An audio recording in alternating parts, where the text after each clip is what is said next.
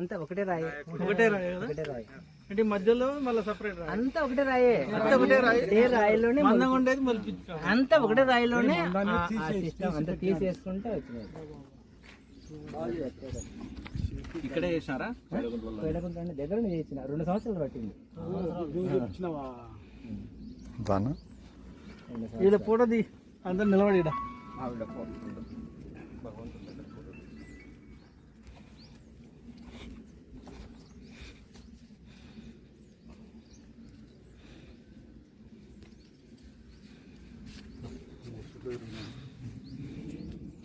శ్రీ మహాగణపతి దేవత స్థిరోభవ స్వాదిష్టాన చక్రే శ్రీ వాణి హిరణ్య గర్భ దేవత స్థిరోభవ మణిపూరక చక్రే శ్రీ మహాలక్ష్మి సమేత శ్రీ మహావిష్ణు దేవత స్థిరోభవ అనాహత చక్రే ఉమామహేశ్వర దేవత స్థిరోభవ విశుద్ధ చక్రే శ్రీ మహాశక్తి దేవత స్థిరోభవ ఆజ్ఞా చక్రే మహారుద్ర దేవత స్థిరోభవ సహస్రార చక్రే సద్గురు దేవత స్థిరోభవ.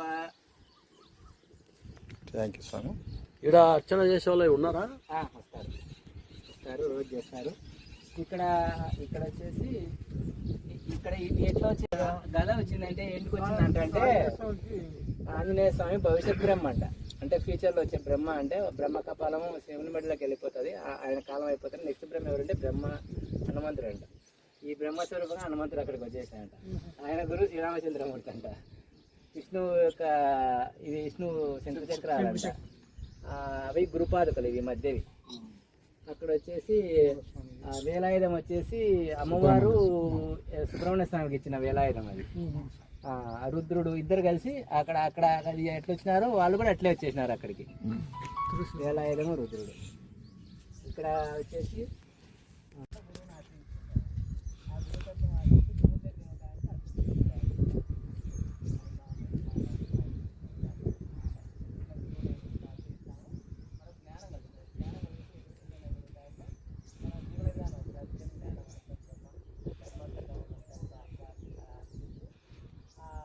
మహావాక్యాల గురించి మనం ప్రయాణిస్తాం. చివరి సార్థకత చేస్తున్నది ఆడిపోతూ ఉంటాం.